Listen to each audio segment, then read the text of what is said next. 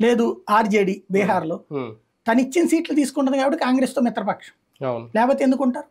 వీళ్ళందరూ ఒకప్పుడు కాంగ్రెస్తో ఉండి ఇదే కాంగ్రెస్ నాశనం చేసి తమ తమ రాష్ట్రాల్లో కాంగ్రెస్ను తొక్కేసి ఇప్పుడు ఆ కాంగ్రెస్ ఉండే 5, 10, 15% ఓట్లు ఇద్దరు కలవడం ద్వారా సంపాదించుకోవాలని కోరుకుంటున్నారు. అది ఆయా రాష్ట్రాల్లో ఎత్తుగడ. అంతేగాని వాళ్ళకేం కాంగ్రెస్ మీద ప్రేమ కాదు. ఏమైపోయిందంటే వాళ్ళ రాష్ట్రాల్లో భారతీయ జనతా పార్టీ ప్రధాన శత్రువు అయిపోయింది. ఉత్తరప్రదేశ్లో 2 సార్లు గెలిచేసింది, రేపు 3వ సారి గెలుస్తుందేమో అని భయం ఉంది. కాబట్టి కాంగ్రెస్ అయితే మనకి పోటీ రాదు కదా, పడి ఉంటుంది మన పక్కన, 4 ఓట్లు కాంగ్రెస్ వల్ల వస్తాయి కదా. బీహార్లో బీజేపీ అక్కడ ప్రధాన ప్రత్యర్థి కాంగ్రెస్ పార్టీకి కానీ ఆర్జేడీకి కానీ, అంతే తప్పించి కాంగ్రెస్ ప్రత్యర్థి కాదు పెద్దగా. కాబట్టి కాంగ్రెస్కు 10 సీట్లు పడేస్తే మనకి వాళ్ళ ఓట్లు వస్తాయి. అదే సందర్భంలో బీజేపీ నిలువరించవచ్చు. తృణమూల్ కాంగ్రెస్ అక్కడ 0.